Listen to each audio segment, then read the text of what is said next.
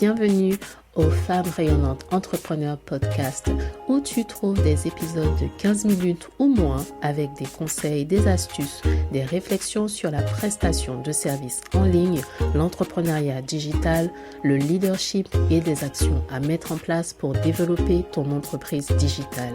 Ici, c'est work hard, play hard. On bosse dur et on s'amuse, on se détend aussi. Je suis Leslie, associée dans la gestion des risques financiers et j'aide les femmes en corporate à lancer et développer leur entreprise de services digital en 2 heures par jour.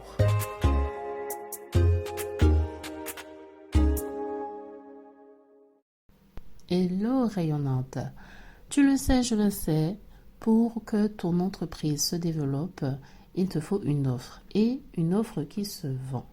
Bien évidemment, ce n'est pas forcément le cas avec tes premières tentatives. Ça peut prendre un peu plus de temps que prévu. Quelquefois, tu te dis que tu as trouvé l'offre superbe, une façon géniale de la présenter et puis ça ne marche pas. Alors parlons des erreurs à éviter et des erreurs qui t'empêchent de vendre ton offre pour que tu puisses avoir de meilleures chances de réaliser tes objectifs financiers avec ton offre par la suite. Alors, l'erreur numéro 1, c'est de créer quelque chose parce que tu penses que c'est bien sans vraiment comprendre le besoin profond, les nécessités de ton client. Ça, c'est vraiment la première erreur à éviter absolument. C'est ne pas connaître vraiment ce que veut ton client idéal. Bon, il est vrai que tu ne peux pas le savoir à 100% sans faire des tests, sans avoir des échanges, sans vraiment t'intéresser à tout cela et aussi sans chercher à te mettre un peu à la place de ton client. Et connaître ton client, ce n'est pas juste une question de description superficielle du style, oui, un homme entre 30 à 40 ans, une femme jeune entre ça et ça, qui s'intéresse au développement personnel, par exemple. C'est vraiment trop vague. Ce qui va t'intéresser davantage, c'est le détail, parce que c'est là que tu pourras savoir exactement comment ton offre va répondre à la problématique voulue. L'erreur numéro 2, c'est une offre trop complexe. Soit trop complexe, soit trop vague. Parce que c'est un peu comme vouloir en faire trop avec ton offre, ou au contraire ne pas offrir assez. Si ton offre n'est pas assez claire ou concise, on se perd là-dedans. Donc, c'est important de garder une certaine clarté dans ce que tu proposes.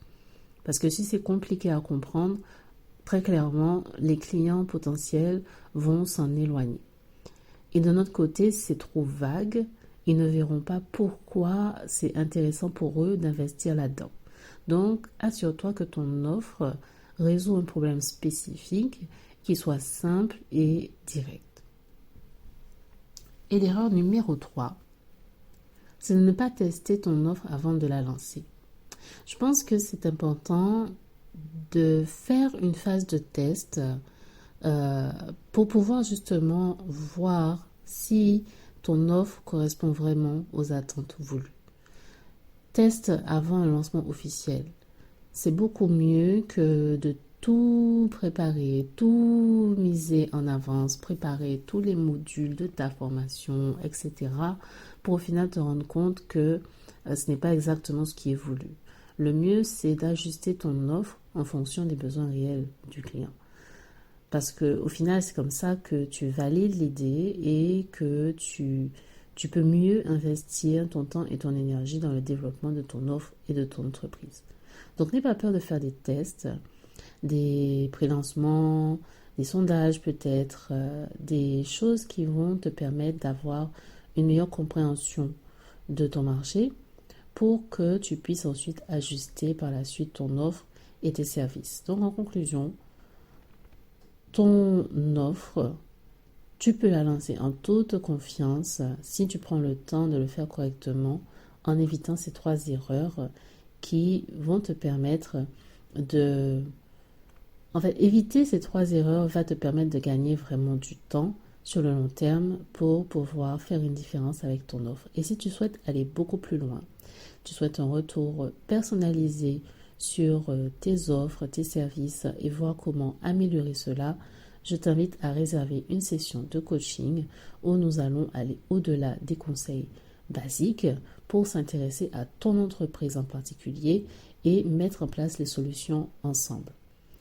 Donc, je t'invite à réserver cette session et à t'inscrire à la newsletter si ce n'est pas encore fait pour aller beaucoup plus loin, beaucoup plus vite. Parce qu'il est temps de rayonner.